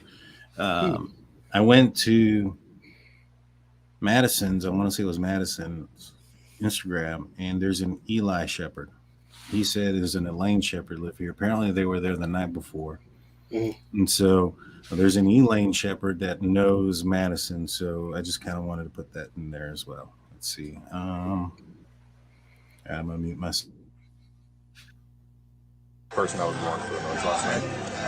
Yeah. Okay. Well, one thing I will tell you is we didn't do anything last night. No worries. Neighbors are calling in again saying we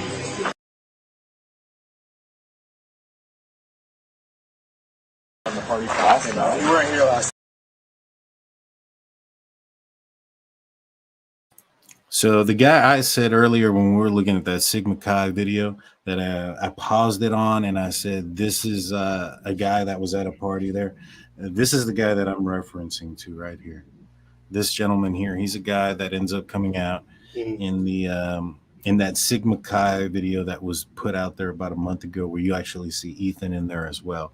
So this guy here, I believe, is a member of Sigma Chi. Just kind of want everybody to know that as well.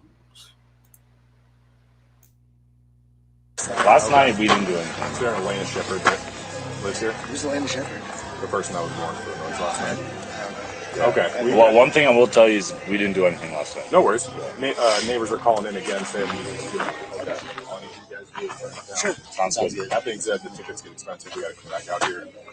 You know, the music keeps coming up and neighbors keep calling. Understand that. Yeah, we'll definitely turn it down. I mean, probably off, maybe like very low volume, but we'll definitely. Yeah, you can have a party. You can have some music. Just not allow that more people. Sounds good. No worries. Yeah, we should have. What were we going to talk to?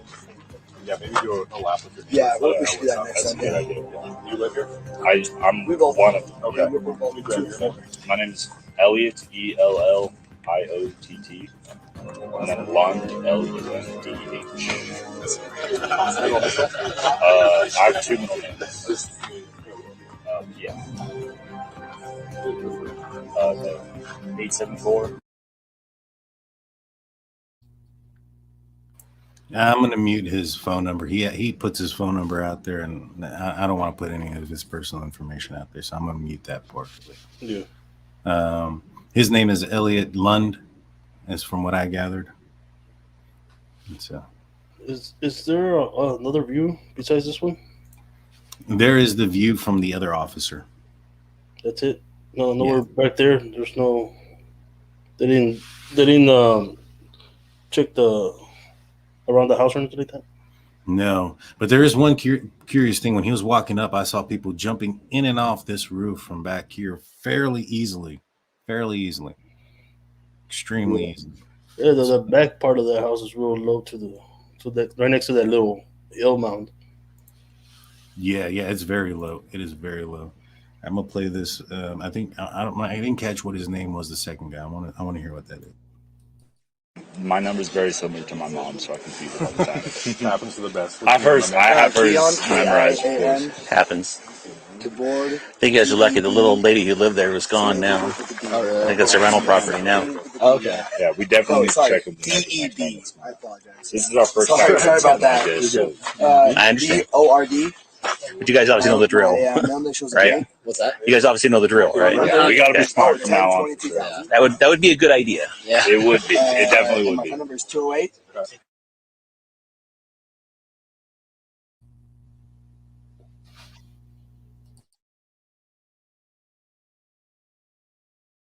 Last night because I'm looking for one with Xander Dash. Nope.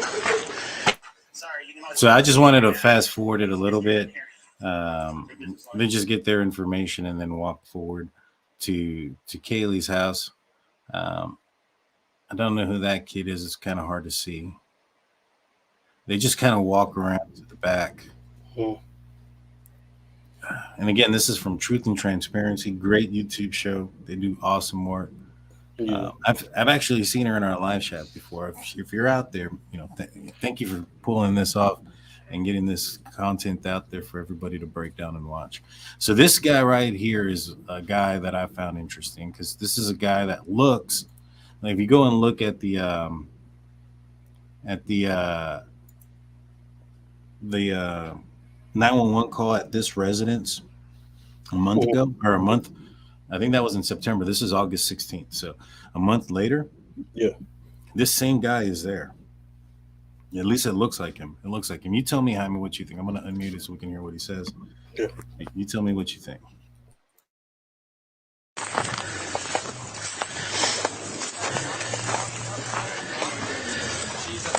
No one's coming to the door. You want to send her up? We'll knock at the front door. No one's there. All right, be right back. Yeah, thanks, man.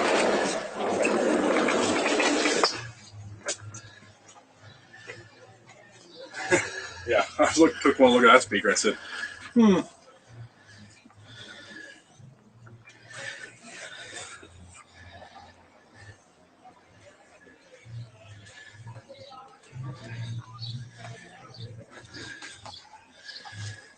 get a lot of guys trying to argue private property access.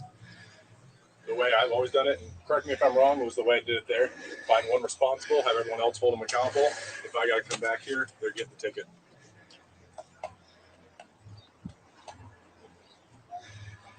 Because then it's on them to nip everyone else in the bud. Yeah, and if they don't come out, we just contact landlords. Yeah. Or we come back the next day or the next time you work. Yeah. And just note that lack of cooperation does not go a long ways with us. Yeah.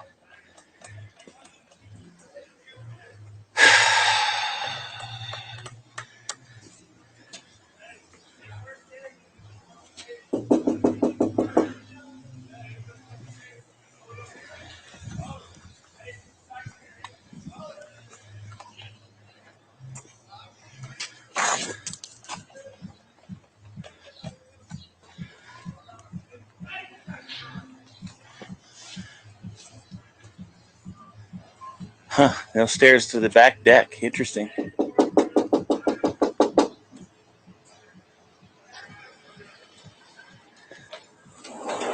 are you? Good, how are you? Good. Is this your place? Yeah. Perfect. You know, over here. I assume noise. Noise, yeah. Yeah. Big speaker right there. Yeah. Nothing against having a party. Once neighbors start calling in, they have. Here's one observation, and I could be just completely wrong and profiling or whatever you want to call it. But does that guy not look very tall to you? Yeah, dude. He's a tall dude. He's almost touching, his head is almost touching the frame of that glass door, right? He's slouching a little bit too. Yeah, he is. He is. Wasn't Adam a basketball player? The 6'5"? Yeah, 6'5" basketball player. Do you think if this guy that tall, sorority house, been to frat parties, things of that nature, he's here, probably knows the circle, possibly an athlete that height, perhaps he's on the basketball team, perhaps this is somebody that Adam would talk to and tell something to? What do you think? Do you think am I stretching things? Man, no pun intended. No, what's it called? Man, we have a lot of avenues we can go through. A lot with each person that not that we know, and plus the people that actually been inside the house, and that's a lot. Right. Because apparently this is a house party. You know what I mean? A party house that throws parties in and out. Yeah, exactly. And so, this is somebody who, now I don't know how true this is. I'm just going to put this out there. That's Hunter Johnson. He is Phi Delta. We're going to look in to see if that is actually who that is. I don't think this is Adam. There's another clearer picture of him. It doesn't look like Adam, but this guy's very tall. And if he was on the basketball team, Adam at one point was on the basketball team. I don't think he was on the basketball team this year. They might have some type of relationship as far as friends go or whatnot, a friendly relationship, acquaintance relationship. They both apparently know Kaylee and the folks here. So just an observation that I saw. I wanted to point that out real quick. This is a tall guy. Not saying it, never said it was Adam. Wow. But Yeah, 'cause a lot of people say not Adam, not Adam. It's not Adam. I'm not saying it's Adam. What's that? Which one? Oh, I see that. I think I might have to put somebody in timeout again. That name sounds familiar. Right. All right. So this guy's quite tall. He could know Adam. Just putting that out there. Maybe this guy's a. Have an issue? Fair. You go to school? Yeah. Okay. What year? Senior. Senior. Okay. So I'll tell you the same thing I told them. You probably know the drill, right?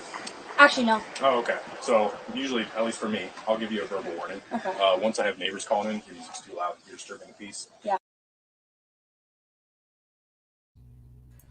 We brought this up before. Somebody said that on this body cam you can see the deer, the ladder on the ground. We're at 2436. I'm going to rewind this just so I can see that, because that was something that we found that was a little bit out of place, a little bit. Yeah, a lot of people are saying that cops took it. Yeah. Let's see.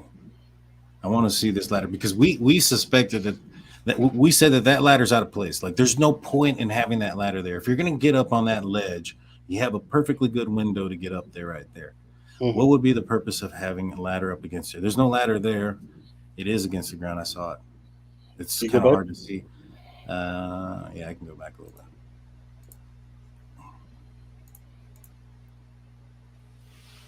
Maybe when he turns around, you can see it, but I saw the tip of it. But yeah, that ladder is out of place.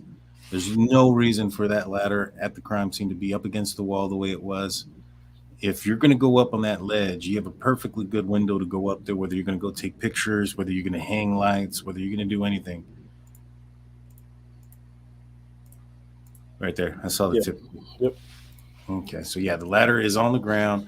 That ladder was there. That is interesting. That is interesting because that is something that we had discussed before. Yeah. And we thought that there was we looked at the disturbance on top there, and it answers a question.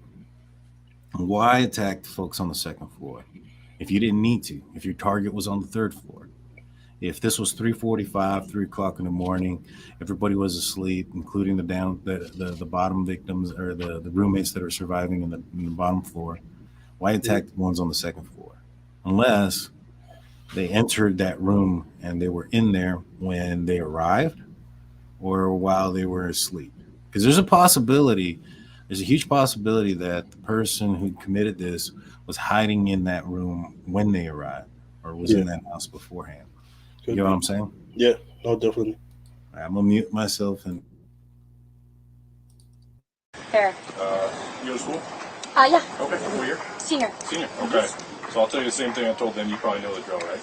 Actually, no. Oh, okay. So usually, at least for me, I'll give you a verbal warning. Okay. Once I have neighbors calling in, your music's too loud. You're disturbing the peace. Yeah. Nothing against having parties. Nothing against having people over who are overage to drink. Mm-hmm. But again, once we start disturbing the neighbors, then we've got an issue. Yeah. Most ticket is up to $300. Yeah, somewhere around $300, $400 bucks. It's a pretty expensive ticket. I don't want to give that to you. That being said, this is your place, so I'm going to hold you responsible. They get it more expensive the later it gets. Yeah. We already warned them too, so. And if I do have to come back here.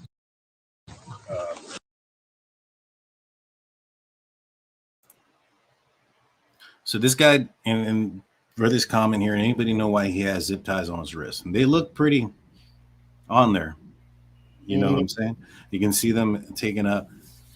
We saw some in that other video that we looked at before at Sigma Chi where they were shaving people's heads and they were hazing some students. Do you think that could be a hazing situation? It could be, or it could be a kink, I guess. Well, here's the thing. If this was a hazing situation, that tells me this is probably a younger student there. Mm-hmm. First time there, freshman, whatever you want to call them. Yeah. Maybe a sophomore, first time in a fraternity.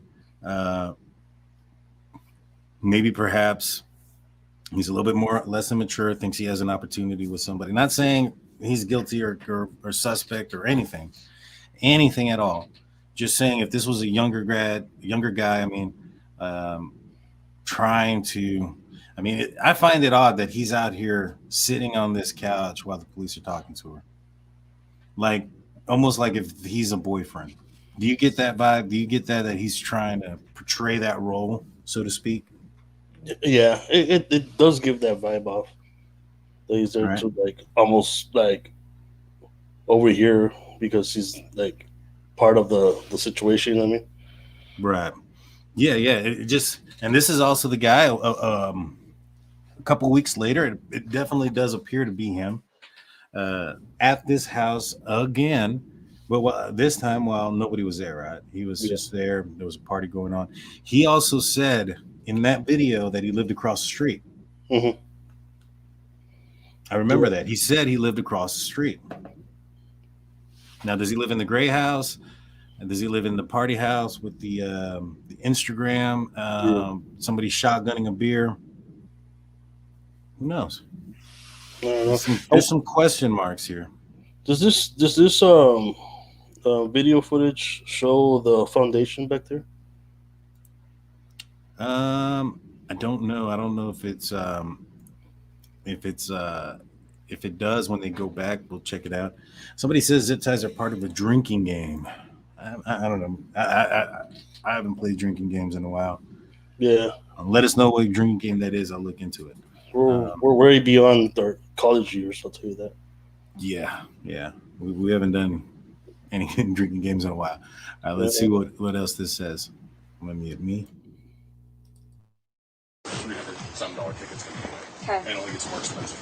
Over there. Yeah, that's fair. Absolutely. Actually, what's the phone number for you? 208-640-4818.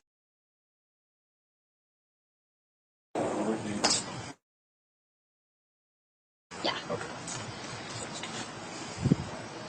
I'd much rather you spend that $300 on beer or something fun than a noise sticker, right? Yeah, thank you. I appreciate it. Yeah. That being said, warnings. Don't do it again. Yep. I'd hate to come back in a few hours and then have to issue that. So, any questions for me? No. All right. Have a very good day. Take care.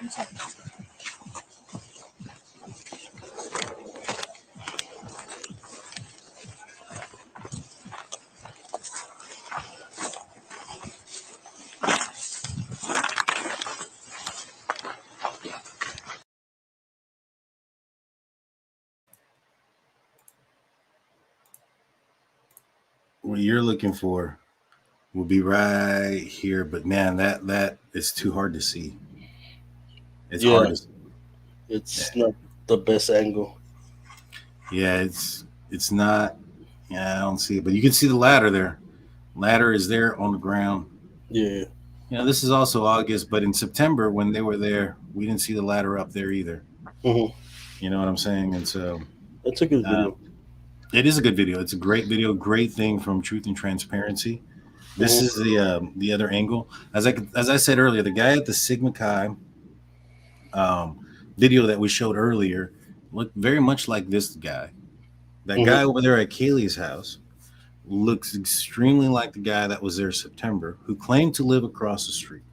He also claimed to not know who lived at that house, that they weren't there. And so I found it.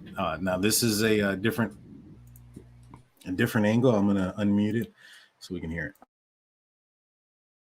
Here. Who's the Landing Shepherd? The person. Just need to talk to a homeowner or a renter or whoever's house this is. I'm one of the people renting. Okay, gotcha. You guys are warned for the noise last night, sounds like? Same type of thing. You guys were having a party, cops came out? We weren't here last night. Last night we didn't do anything. Is there an Elena Shepherd that lives here? Who's the Landing Shepherd? The person.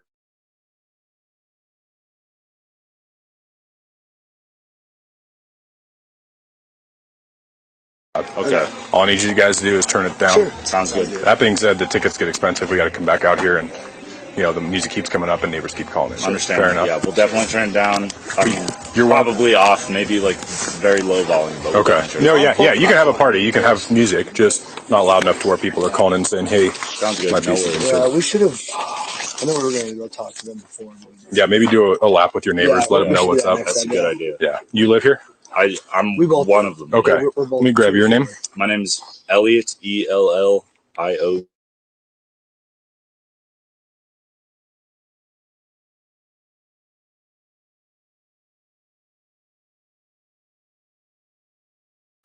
This is muted by Truth and Transparency. Great YouTube show. They brought us this. They got the Freedom of Information, and we're able to pull this clip out. They were muting some of the conversation that they had as far as their private information. And so this guy looks like he may be a member of the Sigma Chi just because he kind of looks like the guy that was in that video that we brought up earlier. And I'll bring it up here again. I think I still have it. We'll see if we can find it. You guys tell me if it's the same guy. Let's see. So a lot of this is muted. So it's muted. 5840. It's like when we get here and that stereo's going. Yeah. I would also go contact them because it was non-specific. Sure. And if I'm warning them, I better go fucking warn them too. True. And that's the bottom road house there? Which one? Over here? That one? Yeah. That one's up on goes through that driveway. The guy's walking right there. Oh yeah. That side there. Guarantee the stairs are gonna come right back on as soon as we leave. Well, I saw that big tall JBL on the back patio there, so I'll just go chat with them. Okay, I'll come with you. Want to walk up, or do you want to? Yeah, we'll walk up. Let's start things off. Just, it wouldn't be fair, you know. If you're warning these guys, you better warn them. Yeah, good point. Moscow 11. Sweet, thank you. You bet.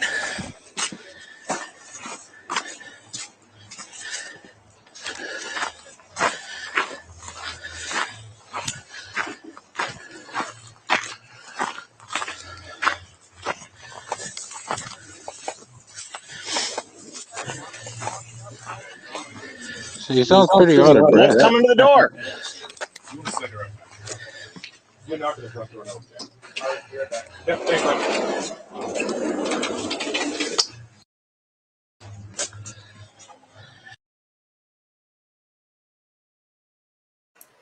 This is probably going to be the clearest picture we see of where the potential red substance was coming down. It doesn't look like it's there, but this video quality is so grainy at that distance. It could be, you know what I'm saying? Yeah. But yeah, I can't tell from this angle.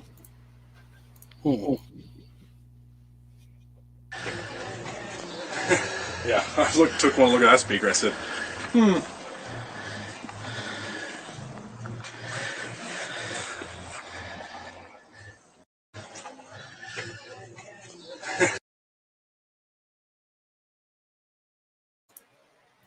Yeah, so it's not there. So I mean, could something have bursted and it be something other than what we suspect it to be? Possibly, but I don't think so. I think that's exactly what it was. Yeah, sure looks like it. yeah, I took one look at that speaker. I said,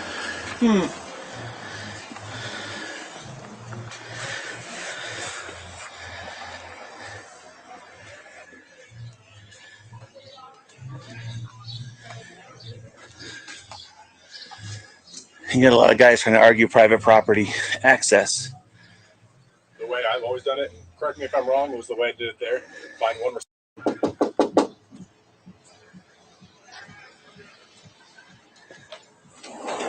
How are you? Good, how are you? Good. Is this your place? Yeah. Perfect. You know, over here. I assume noise. Noise, yeah. Yeah. Big speaker right there. Yeah. Nothing against having a party. Once neighbors start calling in, they have an issue. Fair. You go to school? Yeah. Okay. What year? Senior. Senior. Okay. So I'll tell you the same thing I told them. You probably know the drill, right? Actually, no. Oh, okay. So usually, at least for me, I'll give you a verbal warning. Okay. Once I have neighbors calling in, it's just too loud.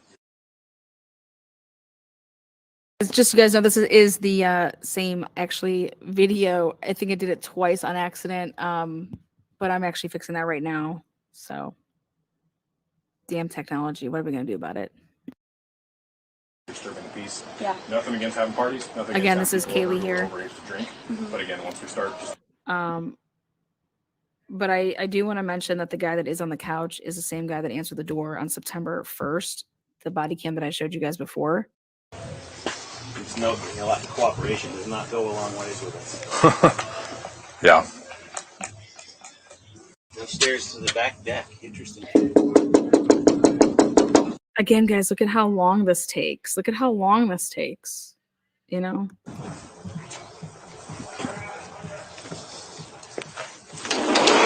How are you? Good. How are you? Good. Is this your place? Yeah. Perfect. You know why we're here? And I assume noise. Noise, yeah. Yeah. Big speaker right there. Yeah. Nothing against having a party. Once neighbors start calling in, then we have an issue. Fair. You go to school? Yeah. Okay. What year? Senior. Senior. Okay. So I'll tell you the same thing I told them. You probably know the drill, right?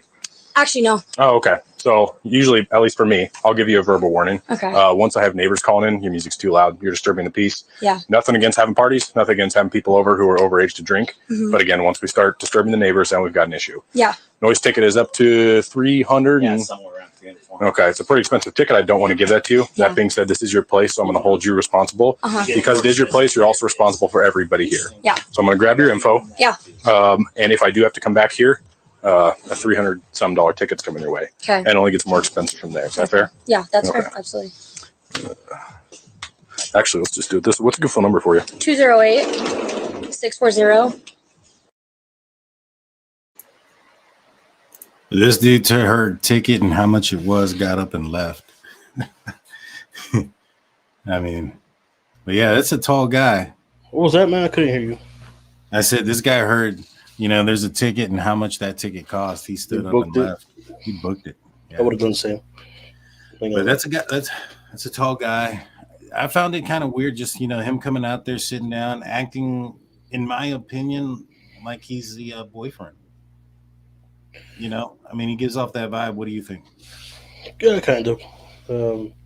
It's heartbreaking seeing last videos of. Yeah, very much. Very much so. Especially because they're so young. I mean, I'm old already. If nothing happens to me right now, nobody cares. But younger people, pretty much young adults losing their lives so young. It sucks, man. Yeah, no, it definitely does. It definitely does. And it is gone too soon. And, and my indication as far as why I keep on bringing up this guy's height is Adam, the bartender at the corner club, was 6'5", and he was a basketball player. He was a tall guy himself. This isn't Adam, clearly not. But this could be somebody that Adam knew if this guy did play basketball as well. He was on the basketball team. This could be an acquaintance or a friend of Adam's. And, who knows what Adam told who what. But, maybe if all indications are that Kaylee was getting back with Jack or had every intention from the family to get back with Jack, maybe Madison told Adam that they were, whatever reason, whatever. And maybe even that she was getting back with Jack, and maybe Adam contacted this guy and let him know that. What I'm saying? This is all speculation, and everybody's innocent until proven guilty and things of that nature. But we've heard this before, that his name is Hunter. Not Hunter, Ethan's brother, but a different one. And so he was friends with Xana and Ethan. And it doesn't help that this town's not as big. I mean, everybody's going to know everybody. Everybody's going to party with everybody.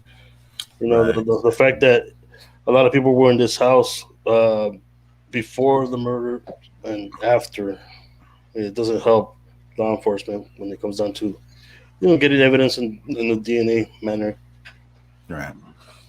Yeah. It's crazy, and like I said, when you watch the other footage, right, of September, and if this is the same guy, because it looks like him, I can't be for certain based on this. It's not the best video, right? But it does look like him. If it is the same guy, that guy claimed to have lived across the street. Yeah, I remember. So you have opportunity, because if he was there that night, at home, you have potential motive. If he is, based on what he was sitting down, trying to be what looked like a boyfriend. If she was actually going back to Jack, you have the motive, the opportunity, the means. He's been in and out of that place. He's seen that place. He's starting to check up some boxes here. Doesn't mean he's anything. I'm not saying that whatsoever. I'm not trying to get sued like that tarot card reader that was claiming. I saw that. Yeah. Not trying to do that either. But motive, opportunity, means, been in the place before. Mm-hmm. you know, these are some check marks and some boxes that you want to click off. Let's play this a little bit more. Yeah.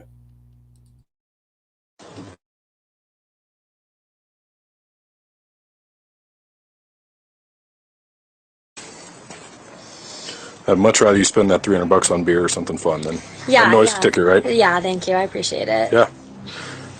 That being said, warnings. Don't do it again. Yep. I'd hate to come back in a few hours and then have to issue that. So, Yeah. any questions for me? No. All right. Have a great rest of your day. Thank you. You too.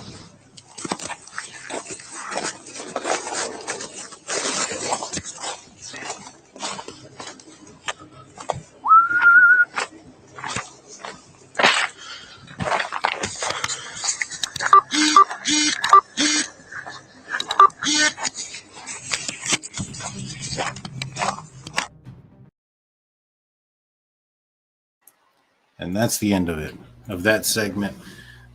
Putting them there. Let's see. Where is it? There it is. Yeah. When it came down to the video of the noise complaint, what stuck out to me more is the fact that one of the, I believe it was the taller guy, right, that said that he went through all the rooms to check if any of the residents that were, you know, on the lease were in there, and that's what got kind of sounded weird, that, you know, none of the residents are there and yet they're having a party and all the rooms are unlocked. Yeah, that's just weird. Yeah, no, it is. It is. Now, this is the guy who I brought up earlier. This is at the Sigma Chi fraternity house. This is one of the members of the Sigma Chi. Does this not look like that one guy that was out there at that party The house? blue? Yeah, with the blue. Yeah, it looks like him. It look pretty similar. Yeah, it looks really similar to me. Yeah, really similar. So, you know, it just kind of ties everything back, though. I mean, you have people that live across the street. You have Ethan and Xana at this fraternity house the night of the incident. You have people that live in that house that is very close, that are members of that fraternity. You have somebody that looks to be very tall. That's, you know, that looks to have been in the house in August and in September, that claims to live close to the house. Oh man, there's a lot there. You know what I mean? There's a lot there. Yeah. I am. It's no question. You know, given all this information, right? You have all these people out everywhere, and somebody was asking how did that tape come out? Did law enforcement release it? No, it was a you can inquire for a freedom of information, and you can when you inquire your freedom of information, you can pull up police records and includes body cam footage, and so of the surrounding area, as long as it's not connected to the crime, apparently. But you never know. You'll see some stuff there. Now let's put all that back into play here, and we have a police car parked outside the Sigma Chi. This is Sigma Chi right here, fraternity, and there's a police officer just parked out there. Does that you know, given all the information that we've kind of looked into, what we found as far as, you know, people that live pretty close, not just here at this fraternity house, but, you know, very close to the victim's house, we're also members of this fraternity. And now you have a police officer also parked out there, regardless if it was a few days ago or not, they're still parked out there. Does that put any more weight as to why they might be out there to you? Well, I think it has to do with that time that they can account for. You know what I mean? Mm-hmm. I think there's people out there that know more and they're not coming forward. And, you know, I don't know if there's been a reward yet or any information put out there yet. I think that will help. I mean, I guess it can go both ways, right? It can help the case, and sometimes you'll get all these false, you know, narratives, right? So I don't know, but maybe I think a reward would definitely help out for people to come forward, because A lot of people sometimes they don't see something suspicious until they find out that something actually went wrong the day before. You know what I mean? Yeah. Now, I found this a couple of days ago on the interweb. Who was this by? Right here, Horn of Gabriel. He only has 67 subscribers, so if you want to give him a sub after this guy was out in Moscow, Idaho, and this was at the Walmart of Moscow, Idaho, shortly after the incident. This was, when was this? 2 weeks ago. Vehicle matching the description, Hyundai Elantra. Coffee and something. Looks like some kind of bear in the back there. But look at this. You have something pink in the rearview mirror, but you have the seat all the way back. It's red and dirty. Right, and very dirty. But you can see the seat is pulled back behind this pillar. That seat is all the way back. Do you know where this was parked at? This was at the Moscow Walmart. It might be. You think it might be an employee and goes out there and takes a break and just lays down for a while? It could be, and it could be a very, you have a pink cactus right here. It says Carl, and there's a little sticker there, but the seat is pushed all the way back. There's been questions from the police department stating something to the effect that, maybe that the person who operated this vehicle didn't own it and they borrowed it. Just something that I noticed about this vehicle when I saw it. I was like, man, the seat's all the way back. You have a pink cactus. You have this sticker here. You have some stickers in the back. My opinion, let me rewind it a little bit. And so it says coffee and something, maybe football. Man, I don't know. You can read that, man. Coffee and something all is what that says. And that looks like some sort of teddy bear in the back there.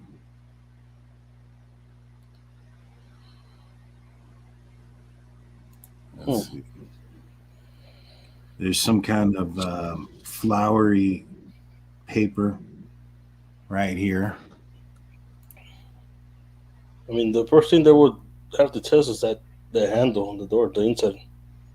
No, I know. What I'm trying to say here is that there's a lot of evidence to believe that this is a female's car. Yeah, with the seat all the way back. Mm-hmm. Who lends somebody their car? And it could be completely unrelated whatsoever. True. Completely 100% unrelated. But I thought, that was interesting. I found that, right when this came out. This guy says here that he was in the Moscow parking lot there. And so it's definitely interesting, guys. It's definitely interesting. Yeah. But we're getting a little bit long on the tooth here. We're at over 2 hours. I want to thank every single one of you guys in the live chat. We've had 2,054 of you guys. We have some new members. I want to appreciate all you guys that are members. I just wanted to give you guys a little update on the membership. What we're going to be doing here in the next, start of the new year is we're going to have Drunk Turkey After Dark, where we'll be having a members only live chat after the show. And, just might have a little bit more on some lightheartedness stuff. And, we can still talk about the case, but it's going to be more focused in on, just getting to know us and talking random stuff. So if you're interested in that, also, we have some merch that's going to be coming out. We have a coffee mug, we have a beer mug, we have some potential beanies and shirts that are coming out. Our members will get a discount on those. We're still working all that stuff out. So we encourage you to join the membership. If you're on an iPhone, it's a little bit weird. You'd have to go to the internet version of YouTube, go to our site, and next to where it says subscribe, it should say join. You can't do it off the app, apparently. If you're on anything other than an iPhone, right there next to the subscribe button or that notification bell to ring, it should say join, and that's how you join. We're also developing a private page chat that we're going to be utilizing for our members as well. So, if you're interested in that and want to help support us and what we're doing, we put a lot of time and effort into this. We go through Google Maps, Google Earth, and try to find different avenues in which people could have taken, routes, pictures of vehicles, things of that nature. We go through an endless amount of videos trying to find, for instance, the interior of the Sigma Chi, video that we found today that took a little bit. And so, I appreciate everybody in the live chat. Jaime, do you have any last words before we let everybody go? No, I just wanted to say thanks for everybody watching, the members, and hopefully this coming up New Year we can get those live chats with the members. That'll be fun. You can ask whatever you want. We might not answer everything, but most. Yeah, and we will do some StreamYard panels as well. We actually use StreamYard, so we will be doing that as well. And so, but with that said, this isn't an up-to-date list, of course. This was a list before. We want to thank all of our members and all the new guys that have joined in. We appreciate all of you. We appreciate the moderators that are in the live chat for helping us, get through and putting people in timeout that maybe needed to be in timeout. Right. But so thank you all. Thank you, everybody in the live chat. Thank you, everyone. Hit that like and subscribe button. If you're watching this from the replay squad, leave us your thoughts and theories in the comment section. That being said, guys, we're out of here. Peace. Later, man. Take care. Easy.